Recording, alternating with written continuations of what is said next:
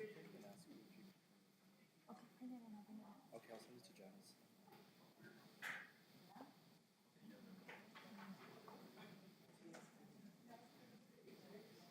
Lynn, I hope you don't mind I sit next to you. I don't have my readers. I forgot him. Hopefully John will bring some readers to me.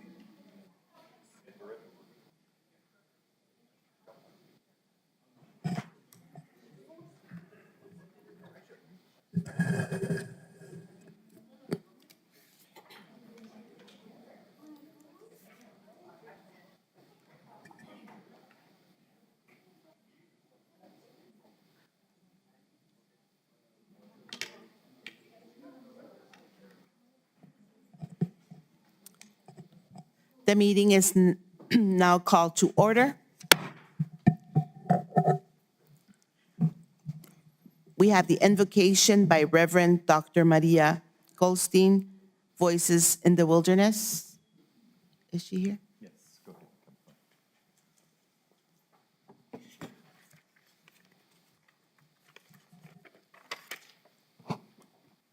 Good morning. Can you hear me? Yes, thank you.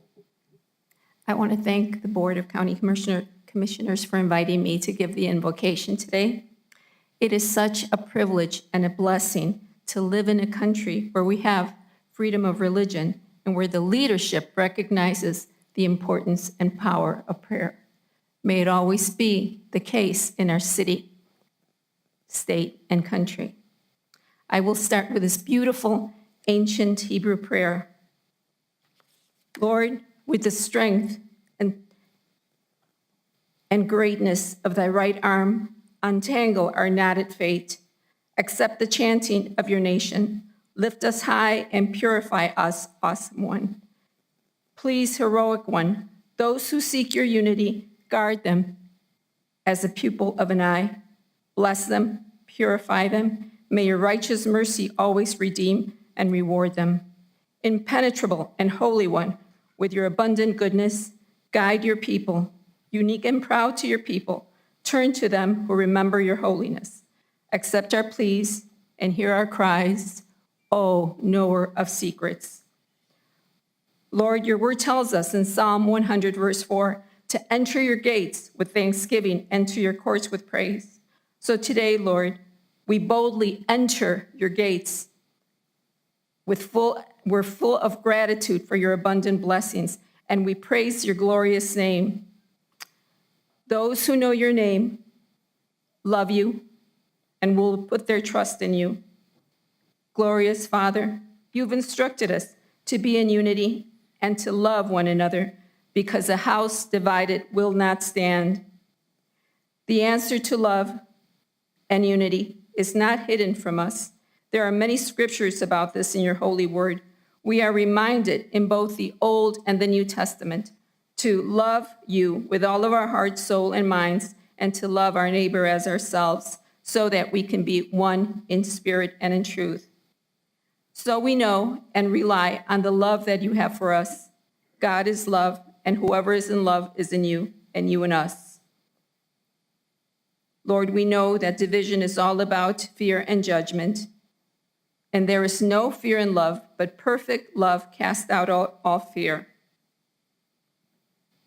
Lord, bless these leaders today and their families. Give them wisdom, knowledge, understanding to do their work in excellence so that our city can improve and prosper. Remind them that humility plus love equals unity. Lord, the list of things that need improvement and correction in our state and nation is very long. Nevertheless, if we call on you and rely on your Holy Spirit, nothing will be impossible for us. And together we can help improve and repair our city, state, and nation, and even the world. Give these leaders, give all of us, Father God, the courage to stand for righteousness. I pray these things in my own tradition, in the matchless name of Jesus. Amen and shalom.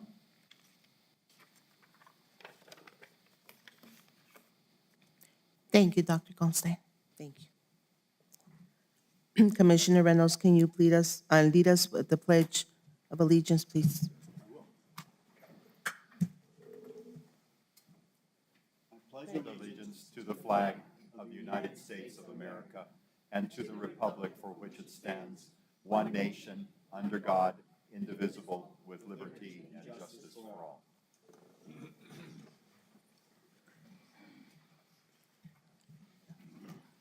Brandy, may we have roll call of commission members present and determination of quorum, please? Commissioner Ellens, Here. Commissioner Reynolds, Here. Commissioner Chaparro, Present. Vice Chair Murillo, Present. Chair Sanchez. Thank And you. again, Madam Chair, just to note for the record that Commissioner Sanchez is out of the area and will not be present for the meeting. Thank you, sir. Mr. Macias, do we have any changes to the agenda? No, we do not. Okay, thank you. And Mr. Macias, can you please present us with the pet showcase, please? Certainly, thank you.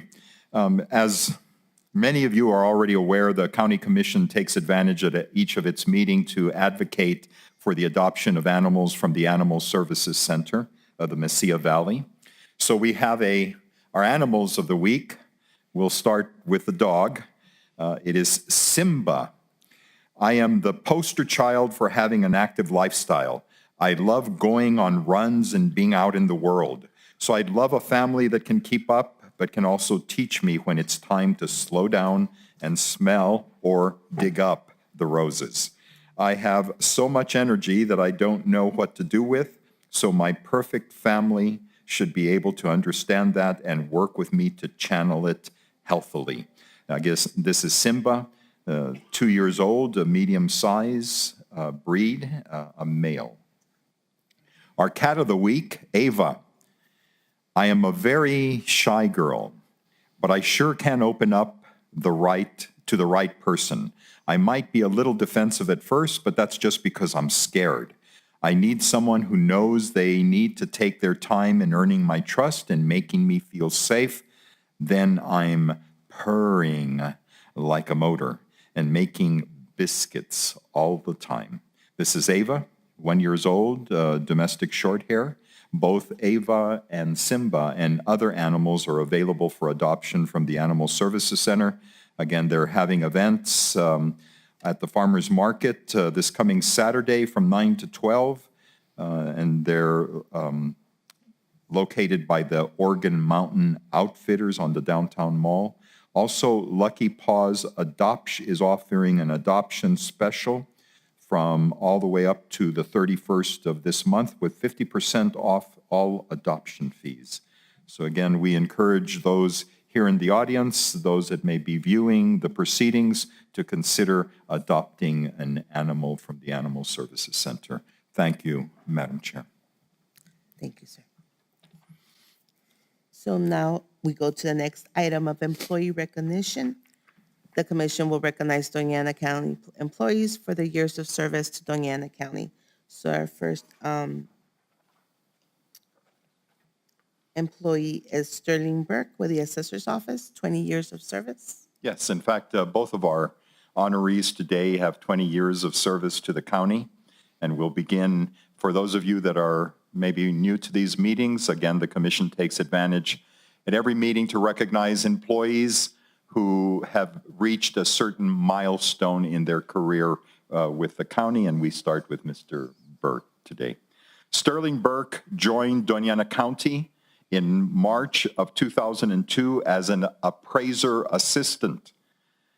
Mr. Burke appraises property throughout Doña Ana County for taxation purposes, so don't let him scare you. Become his friend.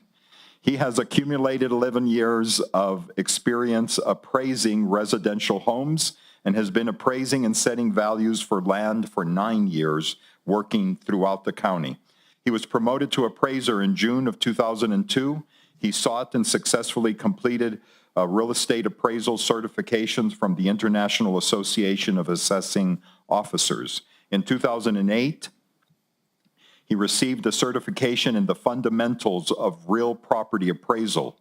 In 2011, he completed a certification on income approach to valuation, and in 2012, he completed the appraiser of land course and fundamentals of mass appraisal.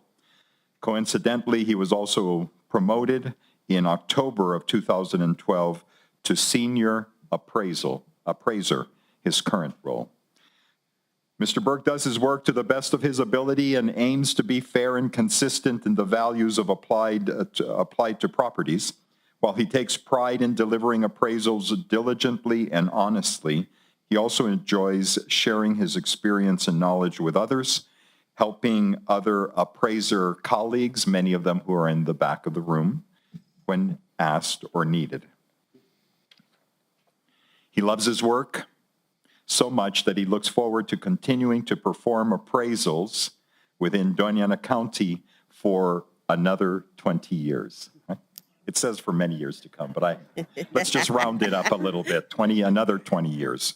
Please join us in thanking Sterling Burke for 20 years of dedicated service to the county and congratulating him on his second decade work anniversary. Ladies and gentlemen, Mr. Sterling Burke.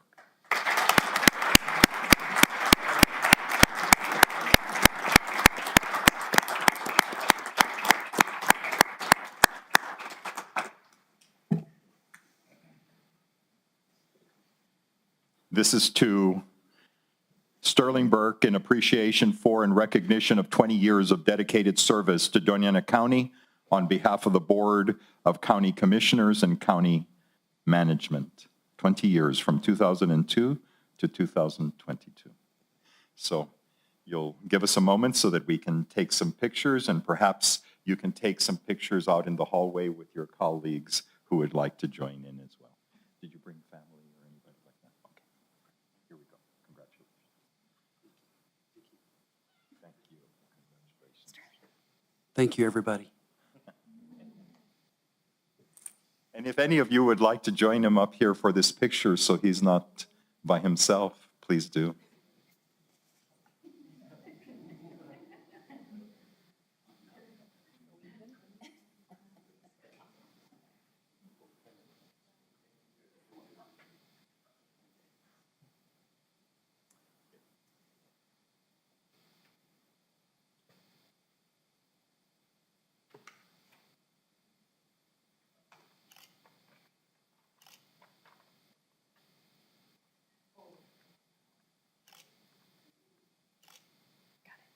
Let me take one.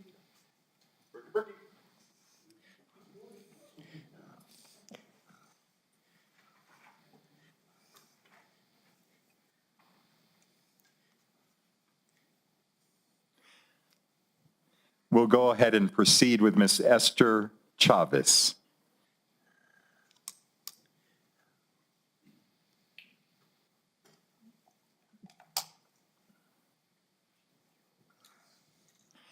Esther Chavez joined Doña Ana County in March of 2002 as a building attendant and became a full-time custodian in 2003.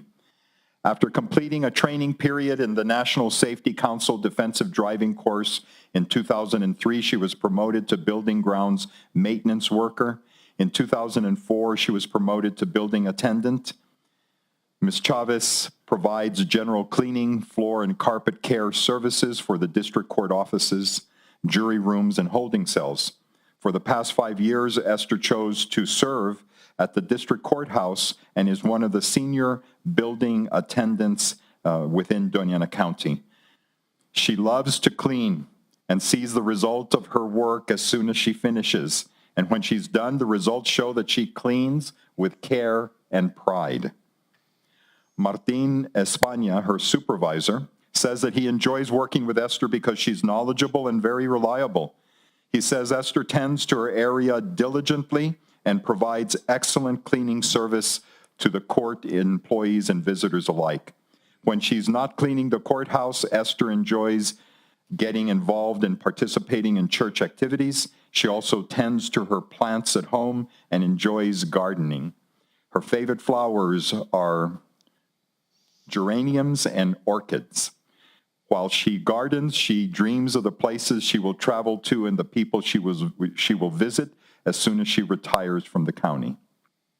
Ladies and gentlemen, and again, I have a lot of personal memories and interaction with Ms. Chavez from the district court. And let me tell you, she is one of the loveliest persons that you'll ever encounter, and so accommodating, and always with a great attitude, and always a beautiful wink for everyone. So, ladies and gentlemen, please join the commission in giving Ms. Esther Chavez a very warm congratulations for 20 years of service.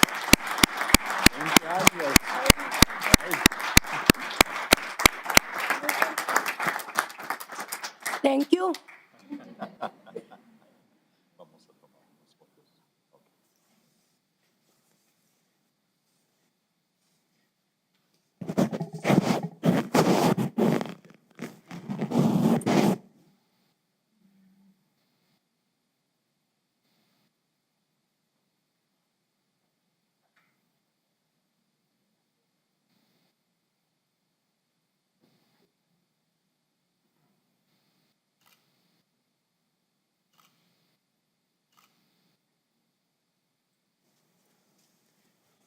And although she has to do a lot of cleaning, she never lets it interfere with how good her nails look. Thank you.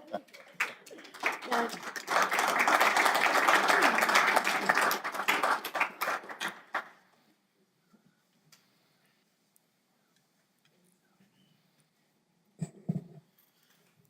Thank you, Madam Chair. That completes employee recognition. Thank you, Mr. Macias. Is there any members of the audience that would like to speak at this time? It's a 3-minute presentation, please. Time limit. You may step forward, please. After you're done, if you can sign in your name as well. Thank you. Thank you. Good morning, Good morning. Madam Chair, and good morning to the board. My name is Gabrielle Teich. I don't have to read the news to you.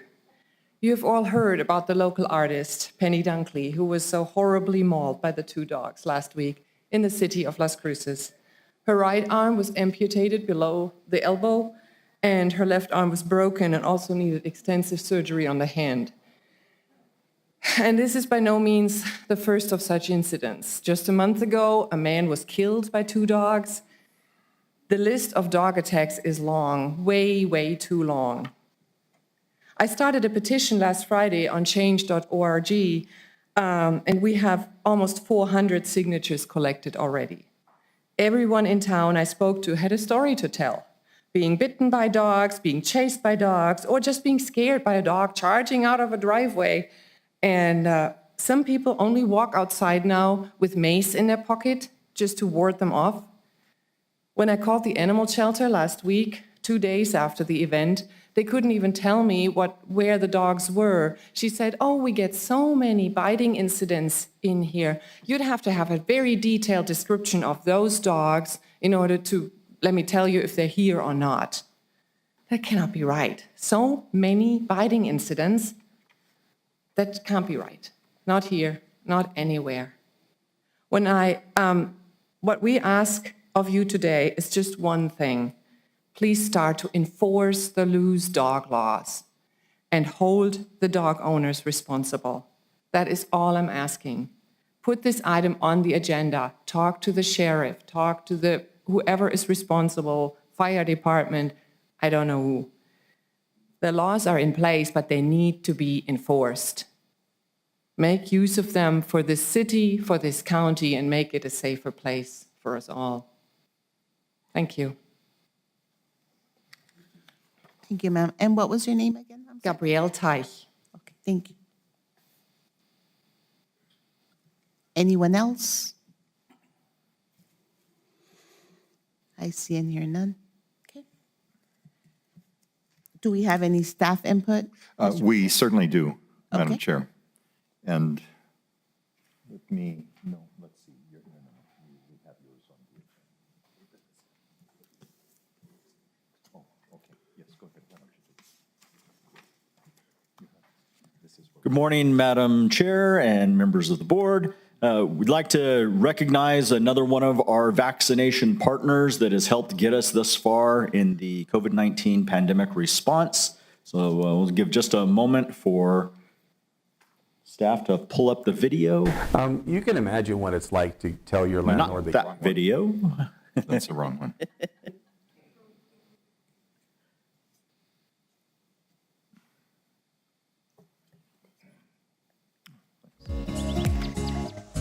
This week, Doñana County salutes the Ben Archer Health Centers for their efforts during the COVID-19 pandemic. The team at Ben Archer has focused on providing vaccinations at their clinic sites. They have provided 15,500 doses in the central and northern portions of the county.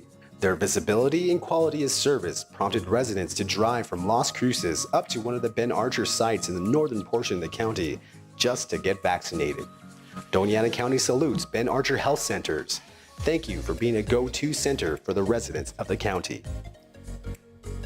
So again, members of the Board of County Commissioners, we just want to recognize Ben Archer Health Centers for their fantastic work and the trusting relationships they've built with their patients that really did help us get to over 95% of the adult population in Doñana County having been vaccinated. So thank you very much.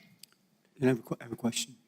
So how do we compare to the rest of the state? You say we got to 95% vaccination. How do we compare to the rest of the state? We are well ahead of the average for the state of New Mexico. With that being said, there are a couple of counties that really pull the state average down a little bit in one corner of our state, but we are doing quite well. We are within about 2 percentage points of the highest in the state. You know, I think that's a tribute to all the citizens too in the county. Not Absolutely. only the effort of all of our partners, but I think the citizens actually got serious about this and realized the risk to the community and stepped up to get the vaccinations. And we did a great job as the county and the citizens to make the shots available as well. So I applaud everyone in the county for their efforts to do this. Thank you. Thank you, and I'm absolutely in agreement. If it wasn't people bringing their arms, it would not have happened. Thank you. Madam Vice Chair, Yes, Commissioner Ellens. what is the hospital situation like these days?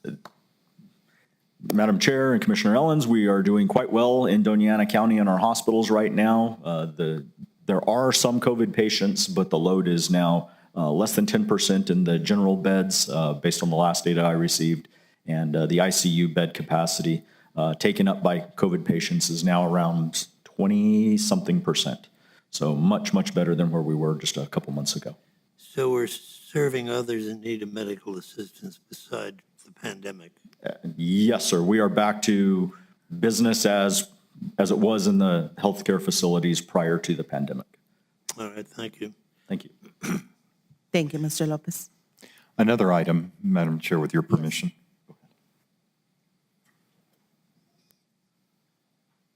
Good morning, Jonathan Macias, Assistant County Manager. As many of you are acutely aware, about a year ago, the U.S. Treasury started their Emergency Rental Assistance Program. You have seen this acutely because we have been in some of y'all's offices for about the duration of that program. And so today we wanted to go ahead and share some of the local impact. We'll go ahead and turn it over to my successor, Rudy Reyes, who is now the grant administrator. Rudy, if you'd like to come up. And while he gets up here, we'll go ahead and play one of the videos from one of our landlords. You can in the community. imagine what it's like to tell your landlord that you don't have the money to pay. And when there's a solution, the look in their eye of hope is amazing.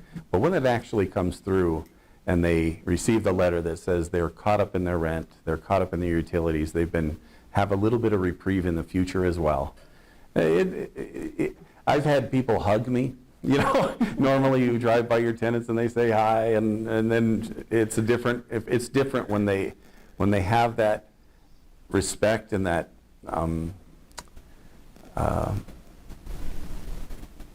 the feeling of worth that they've done what they need to do. I had a tenant tell me today on the way here. He says, "You have no idea how much it eats at me, knowing that I owe this rent." I have one of my tenants who haven't been able to pay rent for 2 years.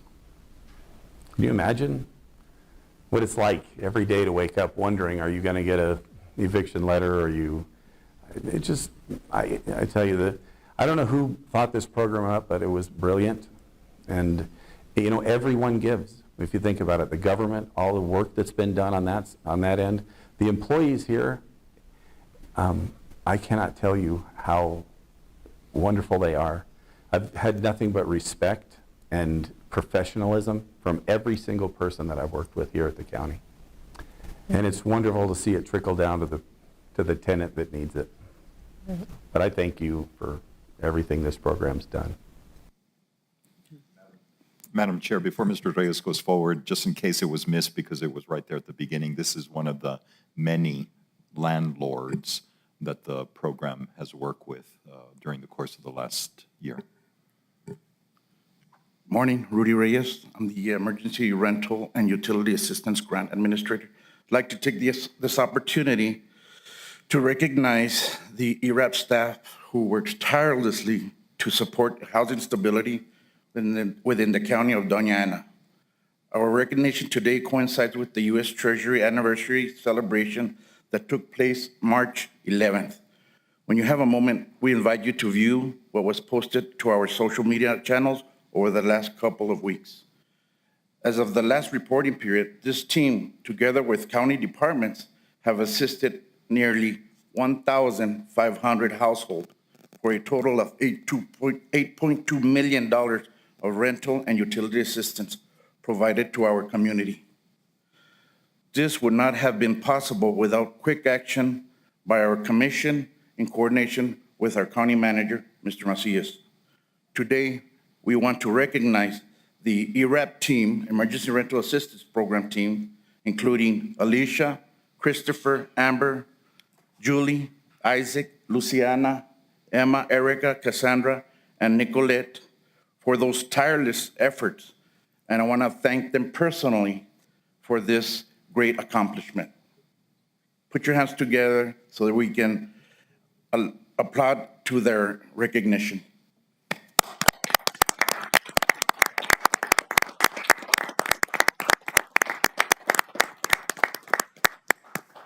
Thank you so much. Madam Chair? Yes, Commissioner, you have the floor.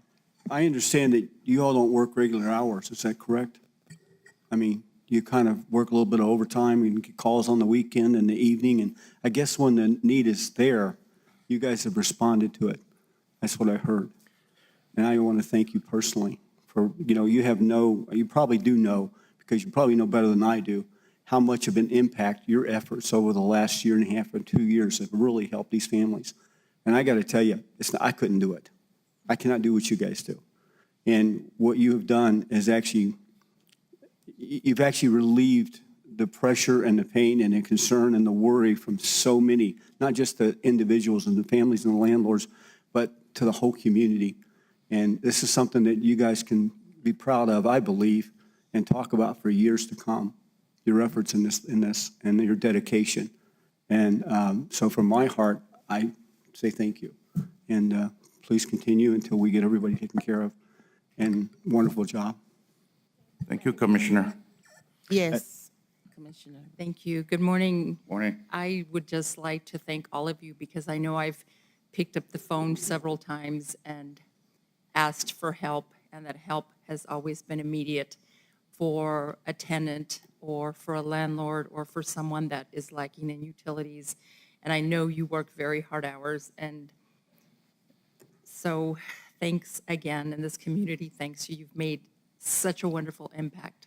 Mil gracias. Thank you. And Madam Vice Chair, go ahead, please. Yes, Commissioner Allen, you have the floor. How much did you say was distributed to date? $8.2 million approximately. 8.2 million, sir. And just to add, 1,500 households have been assisted with this funding.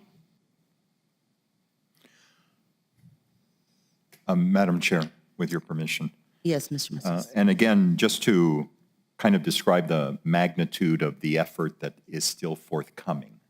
So although the first allotment of money was the 9.3 million, and actually the spending is at 8.5 million, we have another $800,000 to commit in order to complete the utilization of that first allotment of money.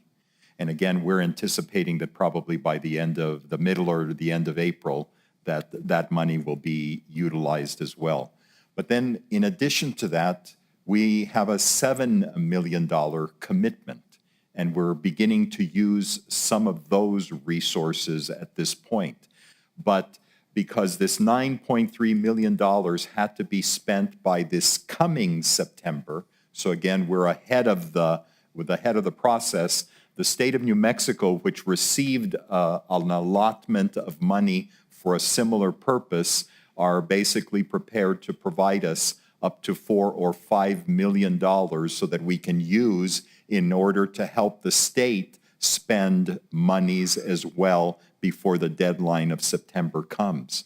But then with the $7 million that we do have committed, and out of that $7 million, we have $2.8 million already in the county coffers for immediate use. This money will carry us, I believe, till 2023? 25, yes, I'm sorry, till 2025 in order to continue to help additional individuals that have been impacted by COVID. So this has been an extraordinary program that I've never seen this level of commitment into the community at such a personal level. And these individuals, again, are responsible for that accomplishment and the accomplishments that are still to come. Mr. Macias, you stated it was $7 million that was allocated as well, and this is for rental as well, or is it for mortgage or? No, the state of New Mexico has a mortgage-related program through the Mortgage Finance Authority. This is still, the focus is on rent and utilities. We've been meeting, in fact, even just yesterday, I met with the representative from El Paso Electric, and now that they've lifted the moratorium for disconnecting those services, I believe that we will probably see, because we're coordinating with them, a surge of individuals who will be coming to the program asking or seeking assistance as well. So that $7 million is the second allocation from the U.S. Treasury Department directly to the county. It's just that this program is doing so well and so productive that now the state is turning around and saying, help us spend our money before the September deadline comes. Mm-hmm. Well, I want to thank everyone from the bottom of my heart. I mean, I know you've worked diligently to be able to get these monies to these constituents that are struggling. And I do want to say this team effort that you guys have provided, as you know, it's so awesome. So I really want to thank all of you for helping. And I did get a lot of phone calls. I did speak to a few of you. And Luciana, thank you for helping us down south. And I really want to thank everyone. Thank you. Thank you.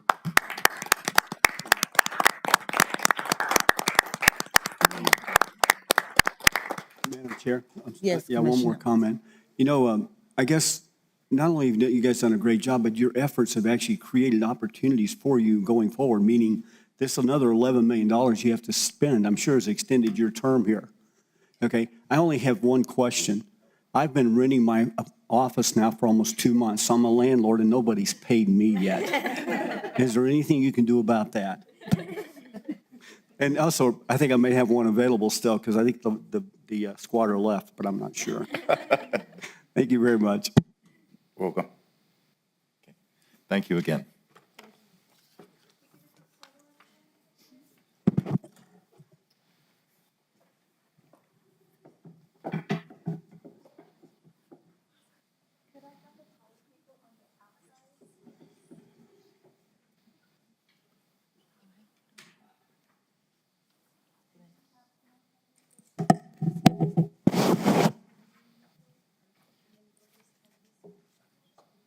Asma, join them in the picture. please.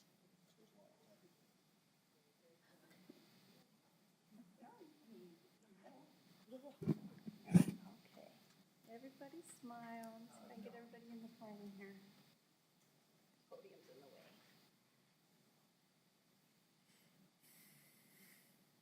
Get everybody. I don't have one of those zoom lenses, sorry. Hope I turn it on. Everybody smile, keep your eyes open. Okay, thank you so much.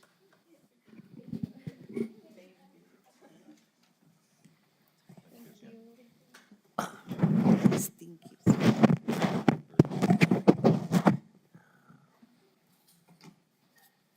Mr. Macias. Yes, ma'am. Any county elected officials input? This time? I don't see him, any, See any Madam or Chair. not? Okay. Commission input? Any commissioners? Yes, Commissioner Reynolds, you have the Madam floor. Chair. Mr. Macias, I just have a quick question. I remember the last time we had a report from the Animal Control Services about their activity in the county was about 3 years ago. Is it possible that you could maybe arrange to put that on the agenda in the near future so we can hear? We about have that? one coming up in the near future. Okay. Yes, great. already. They're already compiling all the statistics that would be available. And we certainly listened here. However, I can assure you that the Animal Control Department is very aggressive in terms of working with individuals who aren't controlling their animals and then citing them into court if they're not. So I'll make sure that they come with an enhanced description of those activities. I think it's important because the last time that we had this conversation, I remember there were no citations issued for the whole year. And I know the situation's changed, so I'd like to get another report, bring us up to date. Sure, absolutely, it's coming. All right, thank you. Madam Chair. Yes, Commissioner Chaparro, you have the floor. Thank you. I just wanted to share with fellow commissioners that the chair of the Quorum Board has now changed and I've been named the chair. So I look forward to working with everyone, especially down in the southern part of New Mexico regarding the water authority. So thank you. Congratulations. Any other commissioner input? No? Here and see none. We now go to the proclamation, proclaim April as Parkinson's Awareness Month in Doña Ana County, and it's presented by John Roberts with Parkinson's Support Group of New Mexico.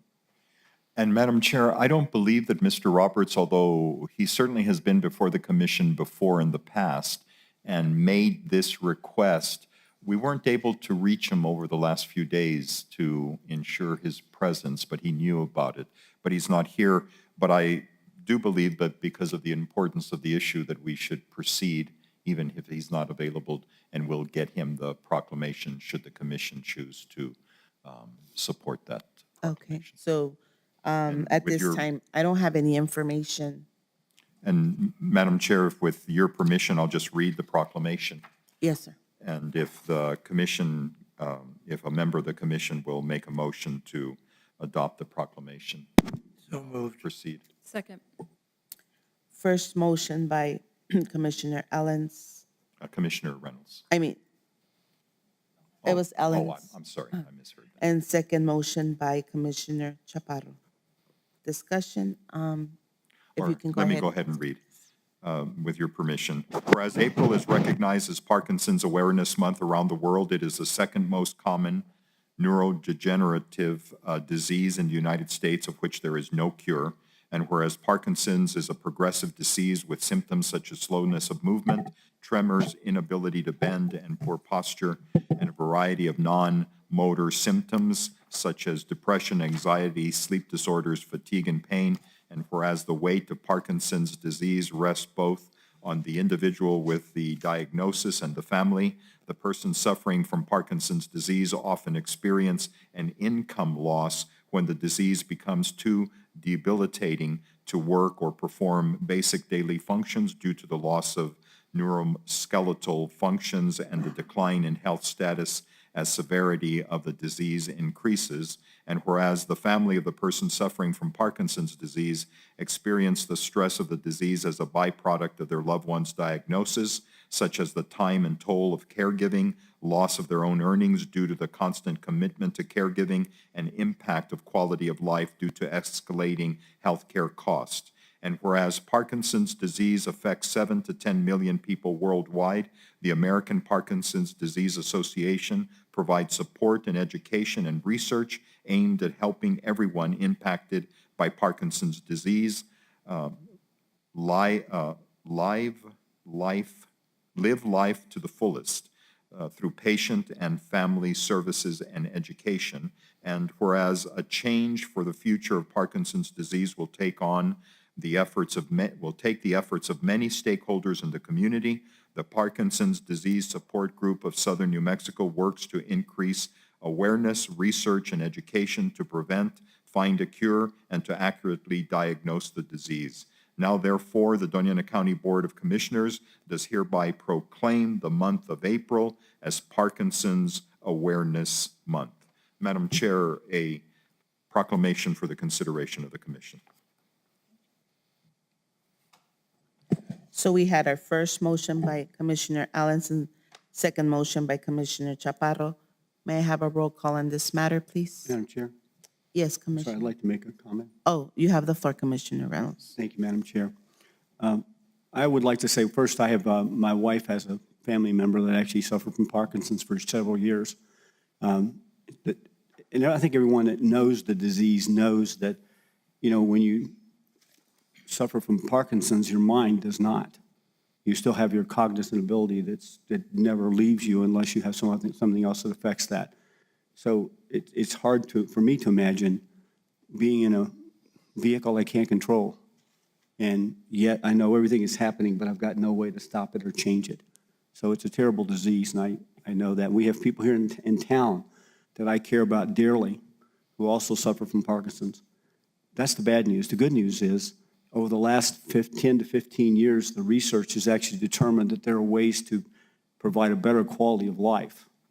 And by supporting research in Parkinson's disease, they're getting to a point now where the quality of life and the ability to continue, if it's caught early, has actually improved. It's improved tremendously, such that people can still be functioning 10, 15 years afterwards if they start early in trying to exercise properly, eat properly, work properly, and basically keep moving and keep exercising and using the motor skills. They have a lot more control and a much better quality of life now. So I think this is certainly something that we need to be aware of. I think it's something we should continue to care about, and also to help to fund research to continue doing this. And I appreciate the proclamation, and thank you, Madam Chair. Thank you, Commissioner Reynolds. Any other comment from the commission? I see and hear none. May I have a roll call on this matter, please? Commissioner Ellens, Yes. Commissioner Reynolds, Yes. Commissioner Chaparro, Yes. Vice Chair Murillo. Yes. So 4-0. Item number 2, we have the proclaimed March as Women's History Month in Doña Ana County. And this one's presented by Susana Chaparro, Commissioner District 4, and myself. May I have a motion on this item, please? So moved. Second. First motion by Commissioner Reynolds, second motion by Commissioner Allens, and we have discussion. So I do want to state it is an honor to highlight Women's History Month in Doña Ana County, especially focusing on such a fundamental concept and right in our democracy, suffrage and the right to vote. To celebrate this important month, we add our voice to the National Women's History Alliance theme of women providing, healing, promoting hope. This inspiring theme honors frontline workers during the pandemic and recognizes the many ways in which women provide healing and hope. One actionable way of providing healing and hope is suffrage.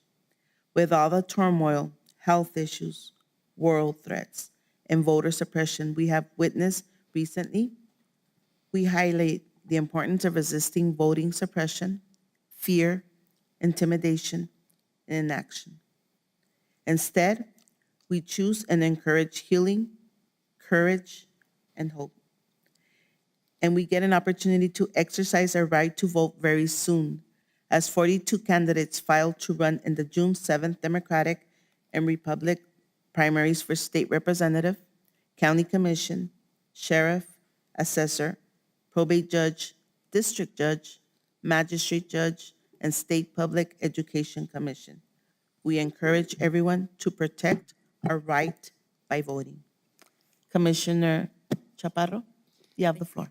Thank you. And I quote from President Biden's proclamation on Women's History 2022. Every March, Women's History Month provides an opportunity to honor the generations of trailblazing women and girls who have helped build our nation, shaped our progress, and strengthened our character as a people. Throughout history, despite hardships and discrimination, women have strived and sacrificed for equality and equality in communities across the country. Generations of women have been stewards of land and continue to lead the fight for climate justice. Black women have fought to end slavery, advocate for civil rights, suffragists have stood on the shoulders of heroine who have come before them. And today, we honor those people here in the county of Doña Ana, those women who have come before us. We stand on their shoulders. And for me, most importantly, because of my family, the women that work in the fields. They have shown strength and honor and have showed us to fight and never give in. Thank you, Madam Chair. Thank you, Commissioner Chaparro. I believe we had Eileen Van Wee from the co-president of the League of Women Voters. She's not here. So, Mr. Macias, would you like to read the proclamation? Certainly, although I'm not sure that reading the proclamation can compare to what both of you have already said, but So- certainly I'll read it if you'd like. Whereas the month of March is designated as National Women's History Month, an opportunity for the Board of County Commissioners and the world to recognize the extraordinary accomplishment of women whose ideals, actions, and fighting spirits have helped to build and shape our nation. And whereas throughout history, women have been the driving force behind efforts for equality and justice, despite the discriminatory challenges they face, they continue to be bold and courageous in the face of adversity and gender bias. And whereas in celebration of Women's History Month, we highlight the fundamental concept of voting in a democracy and recognize the work of the League of Women Voters of Southern New Mexico, an organization that continues its fight for everyone's right to vote. And whereas during Women's History Month, we honor women in Doña Ana County who serve in the city, county, and state government, who are essential workers, including educators, caregivers, and child care providers, who are retail and grocery store workers, community health workers, and many of the other countless heroines who keep our families and communities thriving. And whereas the board encourages all residents to attend the Southern New Mexico Women's Suffrage Alliance Women's History event themed Women Providing Healing, Promoting Hope, as both a tribute to the incessant work of caregivers, frontline workers, and suffragists, and a recognition of the thousands of ways that women of all cultures have provided healing and hope throughout our history. The event will take place on the Plaza de las Cruces at 2 p.m. Saturday, March the 26th.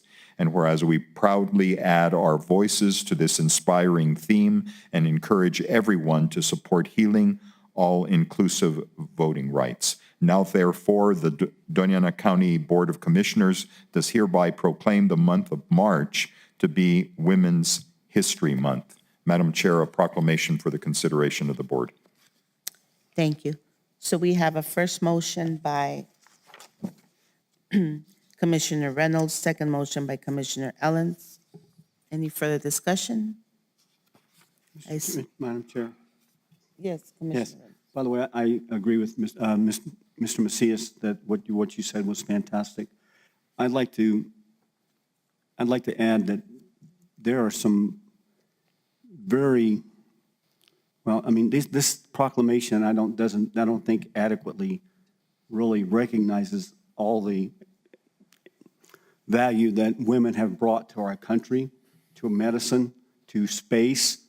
I mean, the ladies that actually did the calculations to make sure we could get off the moon, I mean, they're not really recognized here because we're not saying that, to say educators and grocery workers and community health workers, I mean, yes, these are all important, but we have significant contributions from women in every part of our society.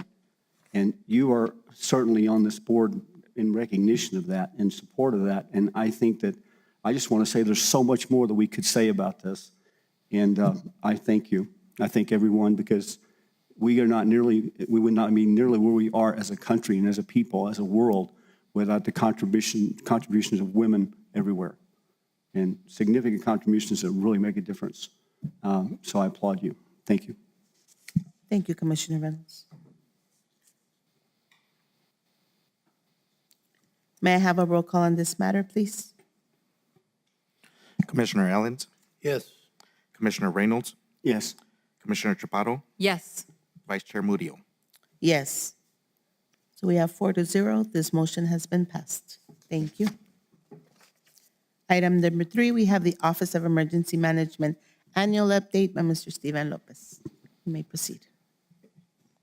Thank you very much, Madam Chair, members of the Board of County Commissioners. My name is Stephen Lopez, and I am the manager for the Office of Emergency Management for Doña Ana County and the city of Las Cruces. I'd like to start off by saying my condolences to congratulations to Commissioner Chaparro on your crew position.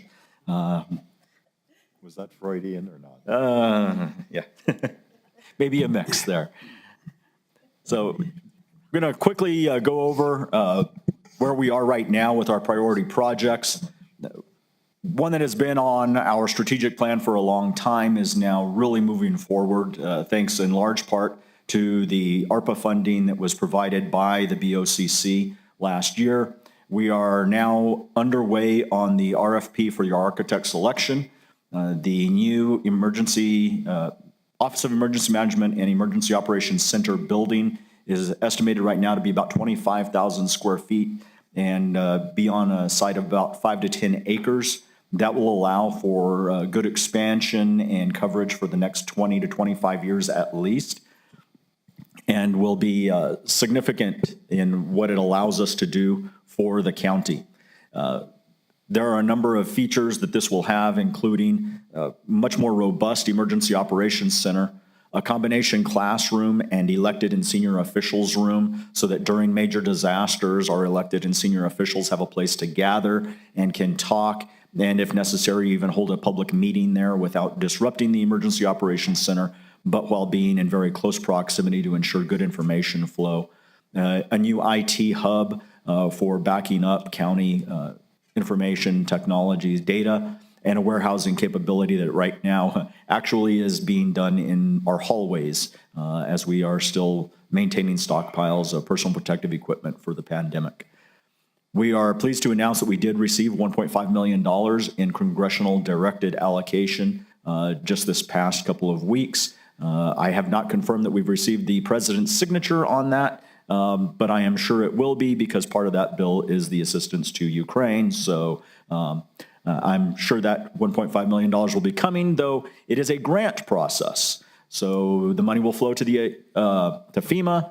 FEMA will then send it to the state, and the state will send it to us. So while we are supposed to be assured of that $1.5 million, we will be earning it through the paperwork that flows with it.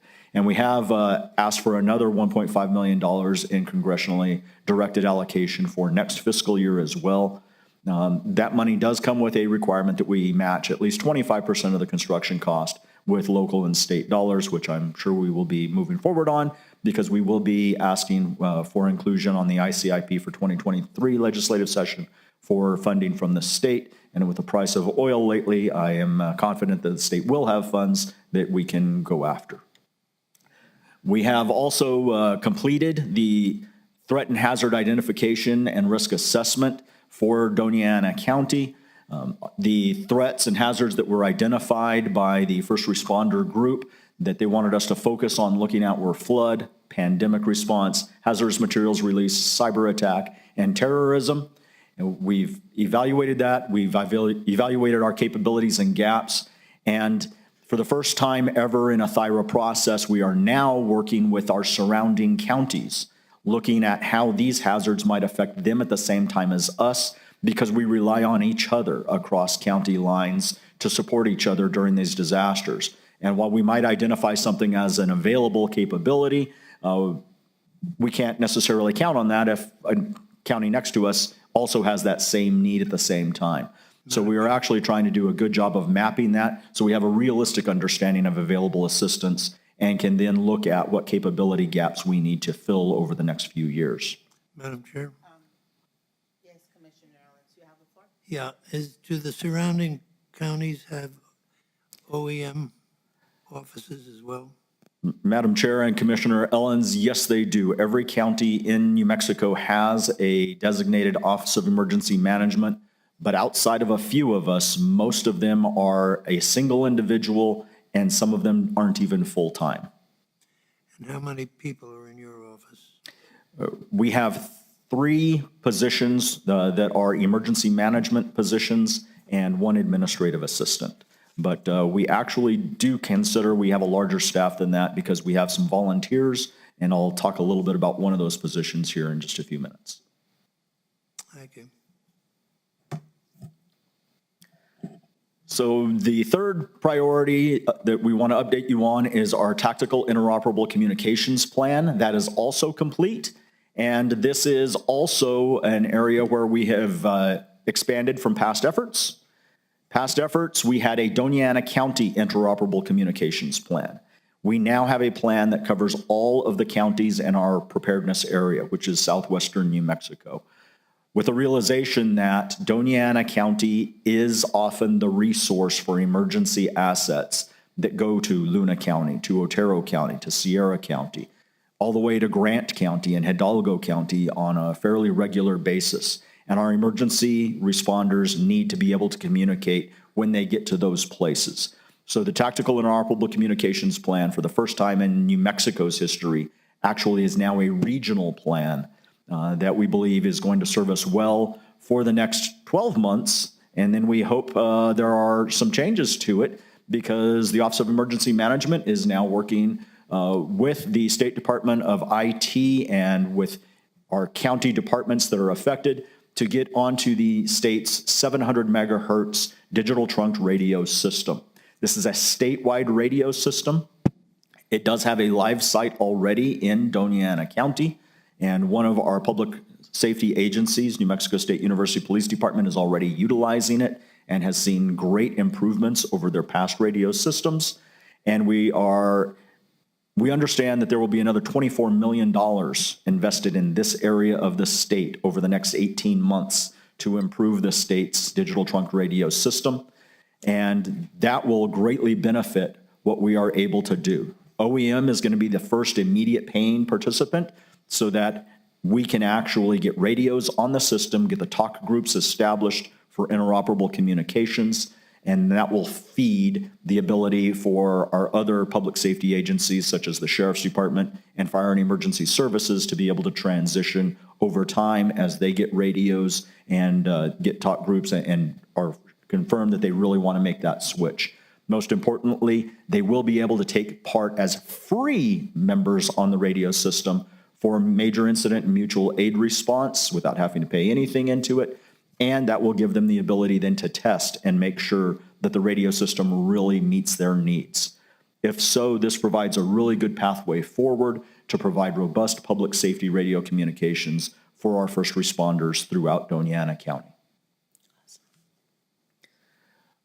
Our COVID after action report is now underway because we believe we have reached pretty much the end of the pandemic phase of this response, and we are now moving into endemic. So a lot of the things that we did early on as objectives, we no longer need to keep as objectives. So we're going to go ahead and do our after action report, and we expect to have that out for comments by senior and elected leadership prior to June 1st, and then by July 1st have that after action report completed to help guide future efforts should we have additional contagious disease outbreaks. Migrant response and reception preparations, we worked closely throughout last year with non-governmental organizations, the state and federal partners, on the potential for migrant surge across the southern border that might impact our area, as happened in 2019. I'm very pleased to announce that it looks like this item is complete, and we do not have a disaster in our area pending based on migrants. We have had several non-governmental organizations step up and open up welcome centers. We've had really good participation from our federal partners in coordinating releases in a timed manner to not overwhelm those non-governmental organizations. And the state has actually stepped up and provided assistance to those NGOs also in our area. So that is a good place for us to be, to not have to worry about having that huge impact that we saw back in 2019. The BOCC also approved $127,000 in ARPA funds for us last year for our web EOC implementation. And I apologize for the typo on the second bullet there. It was a combination of implementation and installation and came out wrong. That basic installation has been completed for the software package. And so we are now able to utilize it. The customization to meet our specific requirements is now underway, which will allow connectivity to the state, the El Paso Office of Emergency Management, and the White Sands Missile Range Office of Emergency Management, so that as we enter data into our system and we mark it as being applicable to those areas, they'll actually be able to see it directly on their side. It therefore allows for single sign-in. Everybody's comfortable with their systems. But everybody's able to maintain good situational awareness. The other key feature that we really are looking forward to going live with in the very near future is a shelter operations board that allows for the intake, tracking, and discharge of people and animals from a disaster shelter. And we are working with our local school districts who are actually very excited about this also, because this will be the first time they have an electronic mechanism for tracking students should they need to evacuate a school and then go through a reunification center.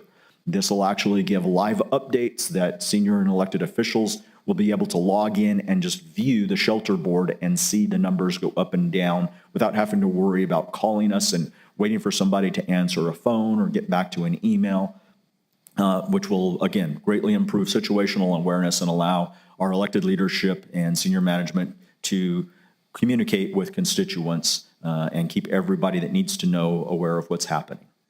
Madam Chair, Yes, Commissioner Ellens, you have the floor. I assume intake tracking of animals would be family pets. Madam Chair and Commissioner Ellens, yes, it does include family pets. It also includes service animals. It includes farm animals. So we may have people increasingly relying on chickens that they have in a backyard. It can be pigs, it can be sheep, and that is all now possible due to the additional ARPA funds that the BOCC gave us to develop the all-hazards shelter at the county fairgrounds. It's an ideal site for being able to manage both people and animals, and our county was underprepared for really being able to take care of people who do have service animals. Our past plans were we're going to put everybody in a school gymnasium for a disaster shelter, and that does not allow for service animals, and it's a congregate environment that does not work well for people who have functional needs. So this really is going to be much better for all of our community. And again, this is for the disaster shelter, so it's not necessarily for long-term needs, a month, 2 months, 3 months post-disaster, but this certainly gives us the ability to take care of people for that first 24 hours to 7 days. Okay, thank you. Madam Chair? Yes, Commissioner Chaparro, you have Thank you. Mr. Lopez, I just wanted to mention that you have done such an exceptional job helping guide the county through the pandemic. It was always nice to look at my phone or computer and see a very immediate report to any request that was sent to you. And I was especially grateful to you when the La Union flooding came about. It was a natural disaster in this area that just had us so worried. So thanks to you and thanks to your staff, and you're doing a great job. And I know this is probably one of the priorities for this commission to have your office up and running as soon as possible. Thanks again. Thank you very much, Commissioner, and it is absolutely a team effort. I cannot take credit for everything. This is very much a matter of getting good guidance from above and good support from below.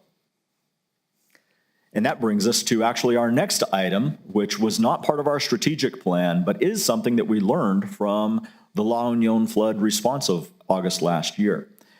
When we had that response, we discovered that we really needed to have much better coordination among our non-governmental organizations and our county and state efforts. So starting in January of this year, we formed, in conjunction with those entities, a VOAD, a volunteer organization active in disaster. VOADs are a national structure, and here locally, we have signed on to this VOAD, the United Way, the American Red Cross, the Community of Hope, the Community Foundation of Southern New Mexico, who has agreed to be a fiscal agent for donation management, Team Rubicon, and several churches. And we are open to more membership as it moves forward. What is really instrumental about this group is while we asked them to all come to the table and guaranteed them we would support them, they have their own elected membership, elected leadership, and they are extremely excited about being able to be brought in at the first or second hour of a disaster and start coordinating how they can help affected members of our communities. So this is really exciting for us on what we're going to be able to do and how we're going to be able to improve our responses moving forward. The other organization that has really helped out, especially during the pandemic, is our Southern New Mexico Medical Reserve Corps. The Office of Emergency Management sponsored this unit starting in 2006. We are unit number 553 nationally, and this is a group of both medical and non-medical volunteers. They have helped out with our testing, they have helped out with our vaccinations, they've helped out with scribing, and they've even helped with vaccine transfers, which we're doing another one tomorrow, moving vaccine from one pharmacy to another so that it gets to the places that it needs to be in a timely manner. The Southern New Mexico Medical Reserve Corps is the recipient, assuming that the BOCC does approve the consent agenda today, of a $5,000 grant, and at the next meeting, a $50,000 grant to help support the unit. And then we are pursuing a state grant to pay for a volunteer coordinator, which would be an additional position onto our staff, to Commissioner Ellen's point earlier. And we are changing a little bit of the structure.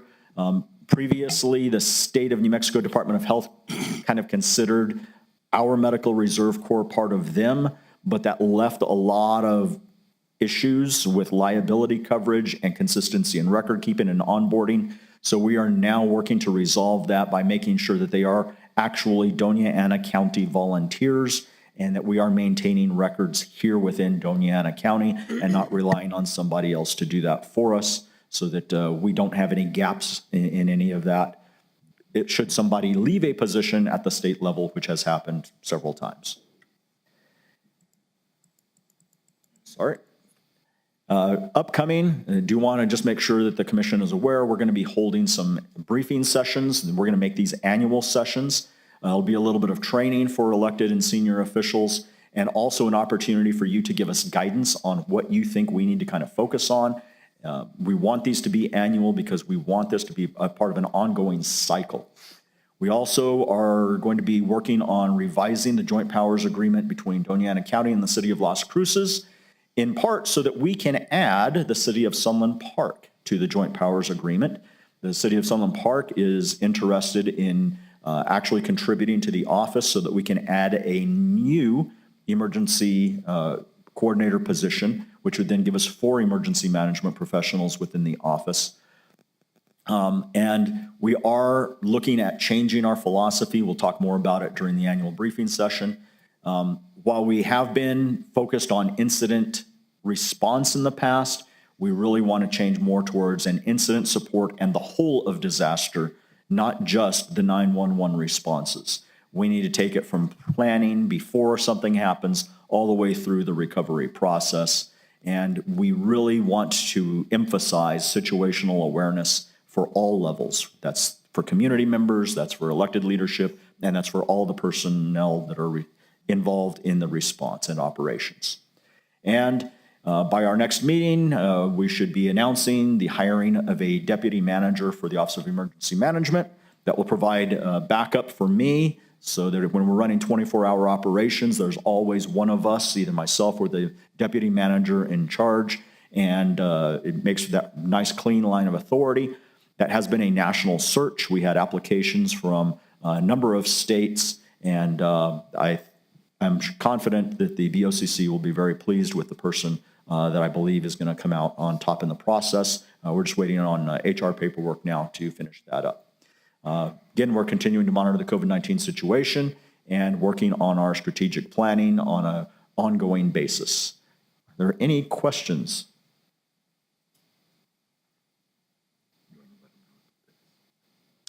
Any further discussion, questions from the board? Thank you. Madam Chair? Go ahead. No, that's right. One I failed to mention, thank you very much, Mr. Macias. We did receive an award letter for $42,000 yesterday from the state also to help support our efforts in working with the State Department of Health on handling future or planning for future contagious disease issues. How much? Another $42,000. Oh, 42. Okay, thank you. Commissioner Reynolds, you have the floor. Thank you, Madam Chair. Mr. Lopez, I'm looking on the website here, and it shows the local emergency plans. Are the ones that you've described here supposed to already be there, or because they look like whatever's here is out of date? Is that something that we can expect soon? So, Chair Murillo and Commissioner Reynolds, the websites, we are waiting on being able to get direct ability to edit those. That's part of a larger effort for the entire county on IT, on changing the websites. Hopefully in the near future, we will be able to, from the Office of Emergency Management, manage that a little bit better and therefore update it. So we have intentionally tried not to make changes on the current website over the last few months because that is in transition. I don't know if perhaps Mr. Macias knows a date of when we're going to make that. So should we advise the people in the community to contact your office to get copies of these documents then? They are always welcome to contact us to get copies of the documents. But I will say with our change in philosophy, we are really revising a lot of those. So what they get from us now, while still useful, will be updated later on this year. Okay, so Madam Chair. I'd like to see some of these completed documents to review, if you don't mind, if you could send me a couple. Sure. Thank you. Commissioner Ellens, you have the floor. Yes, Steve, can you go back to the first slide concerning the construction of the new facility? Here we go. Have you received the $480,000? Yes, sir, we have. That was ARPA allocation already from the BOCC. And at what stage in site selection are you? We have narrowed from 10 sites down to 3 sites, and then we are waiting now on the architect to actually do a full site analysis of those 3 sites So we can look at the topography, we can look at utility extension costs, and factor those into the final selection of which of those three is really going to be the best. And at what point in time do you expect to complete that? The RFP has in it a maximum for all the way through design of 220 days from the date of award to the architect. So we are hopeful that site selection will take place by June of this year, and the design will be well underway then immediately after, because the site selection will have already taken into account that topography, and they'll start working on the actual blueprints. And from the time that you're shovel ready until the facility is completed, how long will that take? That is a great question, and it really depends on when we get the rest of the money for construction. So we won't start construction until we have enough to at least do it in phases and start with phase one. I know Mr. Macias is already assisting us in looking at funding opportunities as well. So I am hopeful that in 2023, by the second quarter of 2023, we are under construction, at least with phase one, if not with the entire project. And Mr. Chairman, in response to Commissioner Allen's question, the only solid commitment of funds at this point is the $1.5 million. We're anticipating construction costs, and it's hard to guess where we may be 18 months from now, but we're looking at least a $5 to $8 million potential cost associated with it. So it is, we are going through the new federal request for earmarkings. However, at least this year, they were limited to the 1.5 million. They couldn't earmark above that amount. But I believe that there's enthusiasm from our congressional offices to support this effort. And again, remember that we still have capacity within the ARPA funds and an additional commitment beyond the initial $480,000, a commitment to construction cost would fall well within the parameters of the use of ARPA money that the commission will make the final determination in terms of commitments of those remaining funds. So some of that money could be committed to this project as well. Was the $480,000 ARPA money? It was ARPA money that was committed by the BOCC at an earlier meeting. Okay.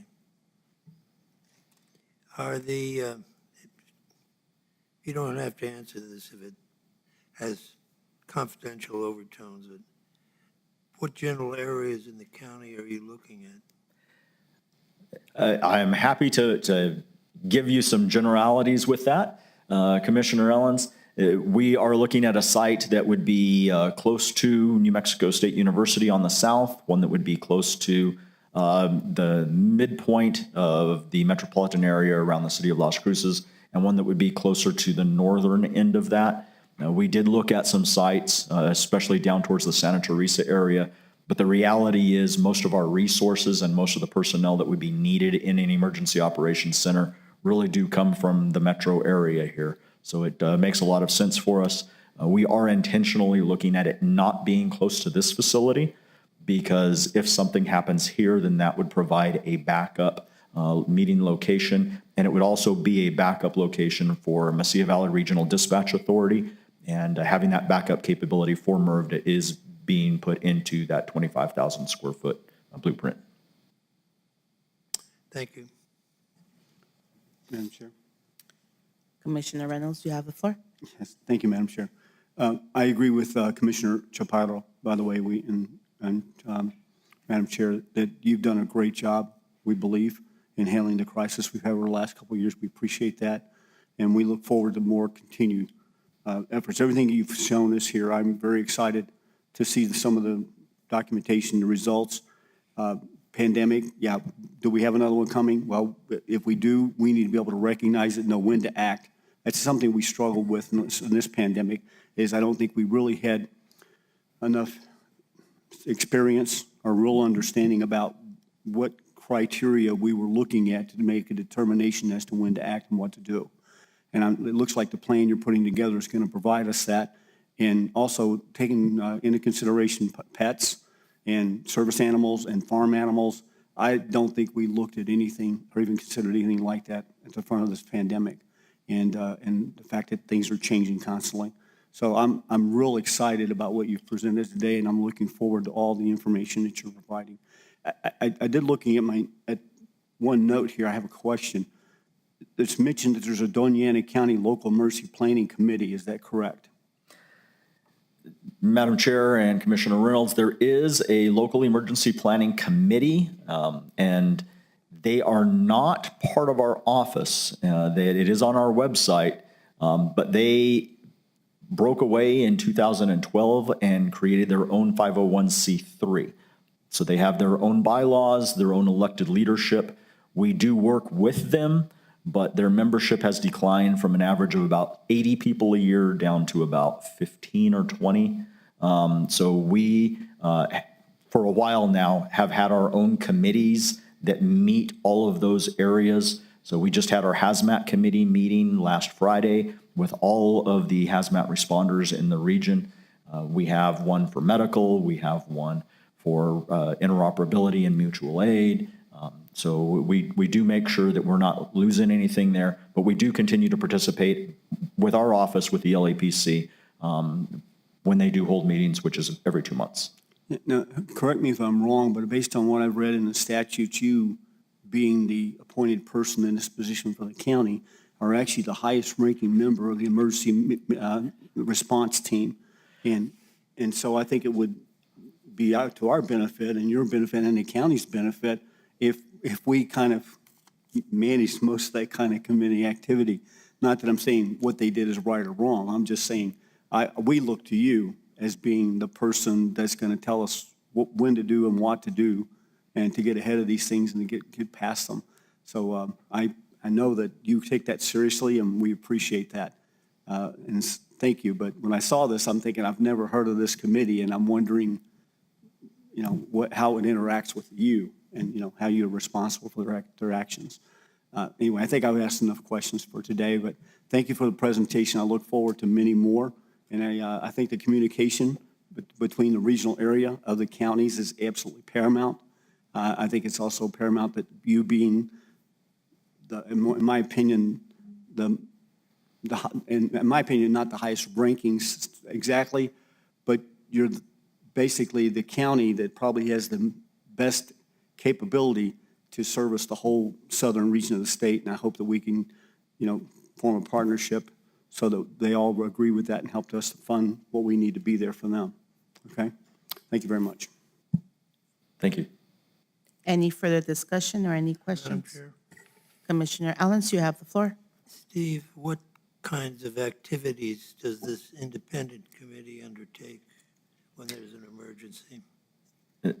Madam Chair and Commissioner Ellens, the LAPCs were actually formed under federal statute and then reinforced at the state level.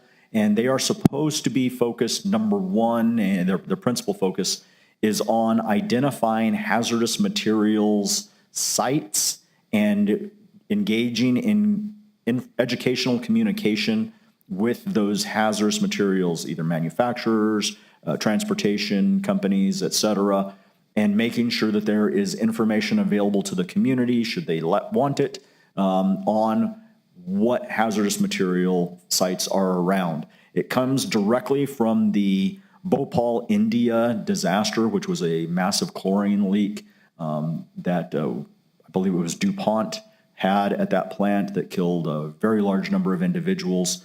And so the United States saw a need for that in this area.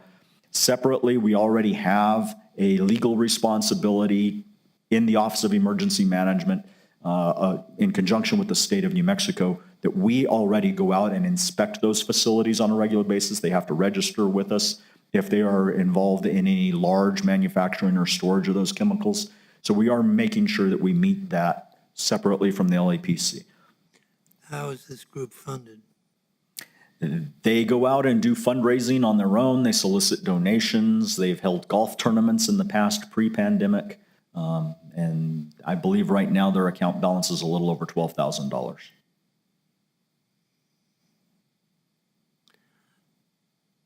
seems like there's a duplication of activities going on. You could say that, yes, sir. I would not place a lot of confidence in a hazardous organization that has to fund by giving out golf tournament prizes, frankly. Understood, and I appreciate your comment, sir. Any further discussion? I see and hear none. Thank you, Mr. Lopez. Thank you very much. Next item, number 4, regular meetings, minutes for March 8th. May I have a motion for this item, please? So moved. Second. First motion by Commissioner Allens, second motion by Commissioner Chaparro. Do we have discussion on these minutes? I see and hear none. May I have a roll call on this matter, please? Commissioner Ellens, Yes. Commissioner Reynolds, Yes. Commissioner Chaparro, Yes. Vice Chair Murillo.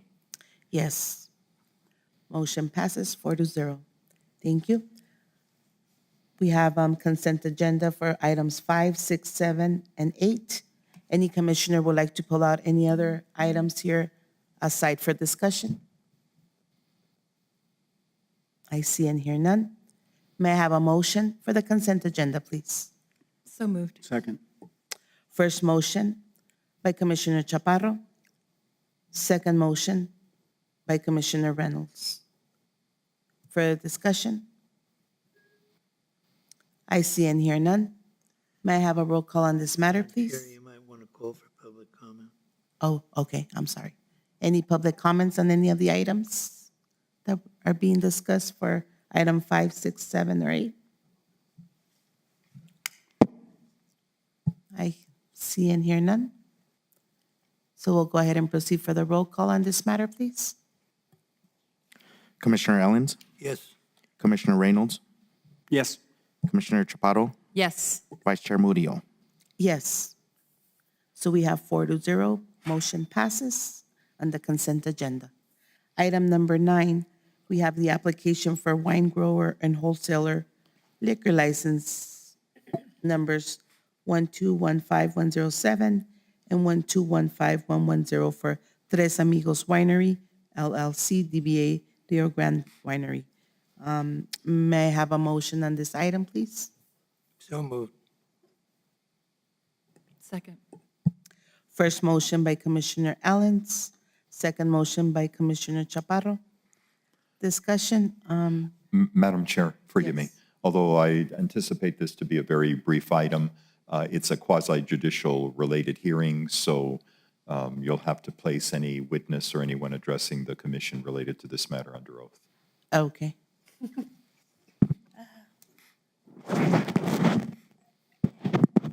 So I have, I'm not prepared for that. Madam Chair, again, if you like, I can handle it since I. Please, Mr. Macias, You may you be caught me off guard. experienced. I'm just like so Lindsay, nervous. Let me ask you to please Sure, raise your then right we- hand. Do you swear to tell the truth, the whole truth, and nothing but the truth under penalty of law I do. related to this hearing? I do. Thank you. Thank you.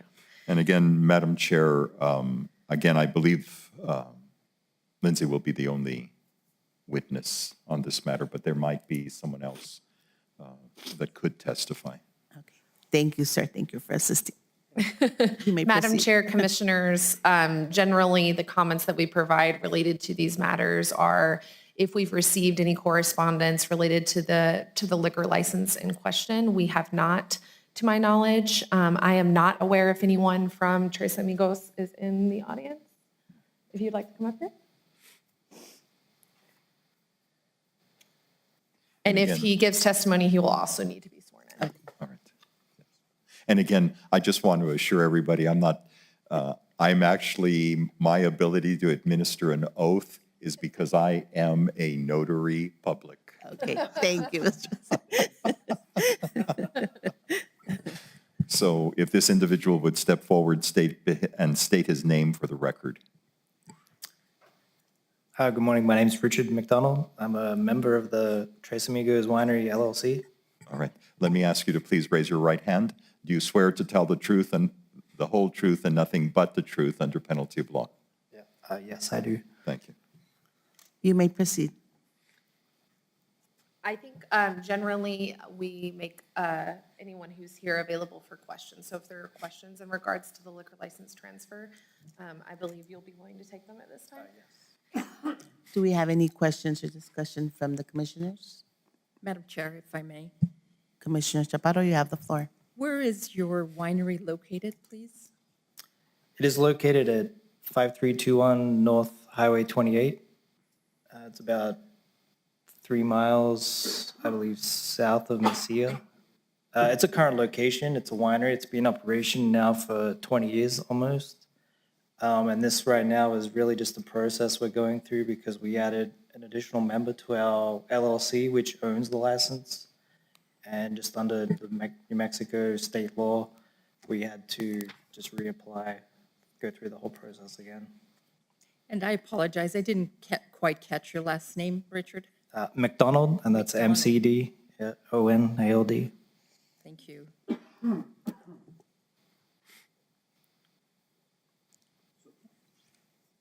Madam Chair, Commissioner Reynolds, you have the floor. I've tried to figure out exactly what the request here, because you say you've changed it, the licensing for the operation, is that it? No, the licensing is all exactly the same. It's just that we added an additional member to the LLC. Oh, okay. So therefore, it's a change in ownership, and we just had to reapply for the entire license and permits again. Okay, yeah, so LLC, yeah, okay. Limited licensed corporation. Yes. LLC license. That's what I was referring to when I said license, not the liquor license, the license for the business. Okay, so that clears it up. I was trying to read through this and make sure that's what I was seeing. Okay, thank you. Any further questions? Madam Chair, Commissioner Ellens, you have the floor. I assume that the application for a wholesale liquor license is solely devoted to the sale of wine. Yes, it is. Yeah, we are only allowed to wholesale wine, and it's purely so we can wholesale our own wine to local restaurants and liquor stores that all have the correct permits and licensing as well.